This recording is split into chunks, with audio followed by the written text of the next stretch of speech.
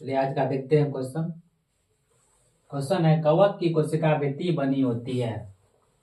पूछ रहा है कवक की कोशिका भित्ति बनी होती है, तो कवक का कोशिका भित्ति किससे बनता है? जल्दी कमेंट कीजिए आंसर क्या होगा इसका।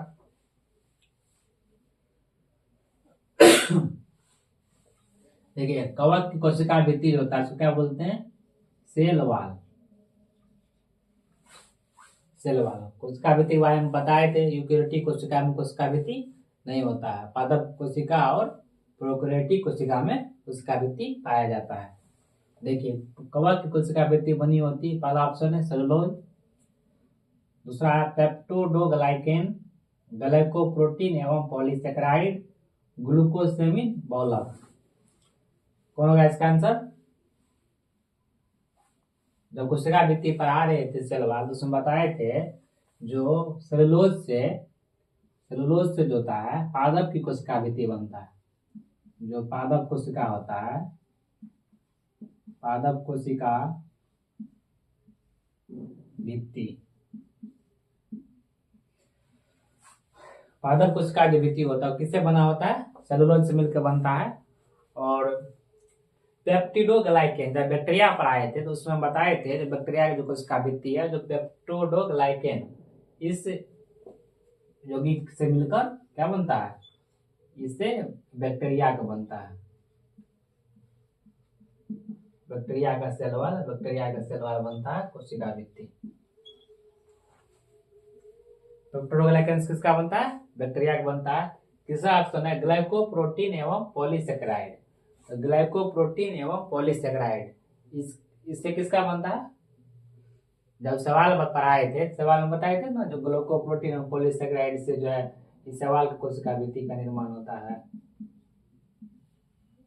सवाल का कोशिका भित्ति।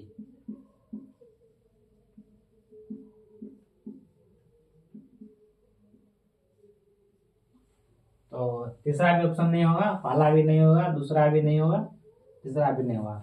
चौथा ऑप्शन है ग्लूकोसेमिन बहुलक। ग्लूकोसेमिन बहुलक। तो कवक की कोशिका भित्ति किससे बनी होती है? यही आंसर होगा ग्लूकोसेमिन बहुलक। इसमें बहुत बच्चे होंगे जो रटे होंगे जो कवक की कोशिका भित्ति जो है काइटिन से मिलकर बनी होती है। तो ग्लूकोसेमिन बहुलक को क्या कहा जाता है? काइटिन। एग्जाम में क्या करेगा? काइटिन ना दे देगा ग्लूकोसेमिन बहुलक। तो कवक की कोशिका भित्ति को याद कर लेना है। ग्लूकोसेमिन बहुलक से मिलकर बनता है जिसको क्या बोलते हैं? काइटिन भी उसको कहा जाता है। तो हम लोग देखें कोशिका भित्ति का एक क्वेश्चन पूछा गया, बहुत इंपॉर्टेंट क्वेश्चन है। कवक की कोशिका भित्ति बनी होती है, 4 ऑप्शन है, 4 ऑप्शन को याद रखना है। सेलुलोज से पादप कोशिका भित्ति बनेगी, पेप्टिडोग्लाइकेन से बैक्टीरिया कोशिका भित्ति बनेगी और ग्लाइकोप्रोटीन एवं पॉलीसेकेराइड से सवाल कोशिका भित्ति बनेगी और ग्लूकोसेमिन बहुलक या जिसको काइटिन भी कहते हैं उससे क्या बनेगी? उससे कवक कोशिका भित्ति बनेगी। चलिए अब दूसरा क्वेश्चन देखते हैं। दूसरा क्वेश्चन है डीएनए में कौन सा क्षार नहीं पाया जाता? क्वेश्चन में ध्यान दीजिए, क्या पूछा है? नहीं पाया जाता। जब डीएनए पढ़ाए थे तो डीएनए में बताए थे जो डीएनए में 4 प्रकार के नाइट्रोजनी क्षार पाया जाता है। साइटोसिन पाया जाता है, गुआनिन पाया जाता है, एडेनिन पाया जाता है और थायमिन पाया जाता है। जब आरएनए में पढ़ाए थे तो आरएनए में क्या बताए थे? जो थायमिन जो है, थायमिन यूरासिल से प्रतिस्थापित हो जाता है। आरएनए में भी गुआनिन, साइटोसिन, एडेनिन पाया जाएगा और थायमिन की जगह क्या रहेगा? यूरासिल रहेगा।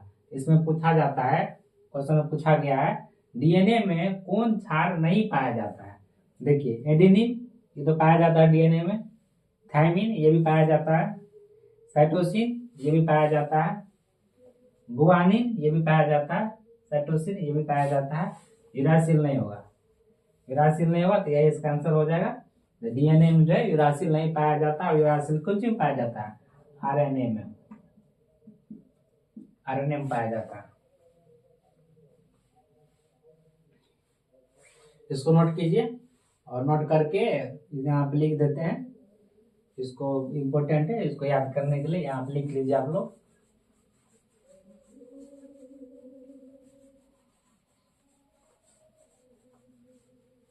यहाँ पे याद करने के लिए लिख लीजिए, इम्पोर्टेंट रहेगा।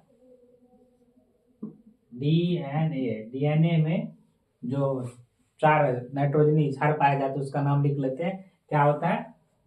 एडेनिन होता है, एडेनिन होगा, गुआनिन होगा, और क्या होगा? साइटोसिन होगा, साइटोसिन होगा, और क्या होगा? थायमिन होगा, थायमिन होगा। और आरएनए में जो होगा, आरएनए में एडेनिन होगा, गुआनिन भी होगा, साइटोसिन भी होगा, तीनों होगा आरएनए में, लेकिन थायमिन नहीं होगा। थायमिन की जगह कौन सी होगा आरएनए में? थायमिन की जगह पर यूरासिल होगा, यूरासिल। नोट में लिख लीजिए, एक नोट भी लिख लीजिए, नोट में एक लिख लीजिए, नोट करके लिखिए, वो नोट में लिखिए।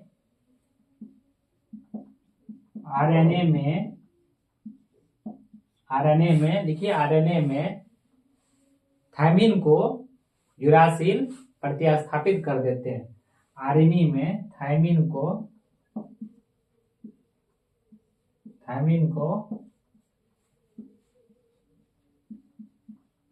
यूरासिल प्रतिच्छेद नहीं होगा, प्रतिस्थापित होगा, प्रतिस्थापित कर देते हैं।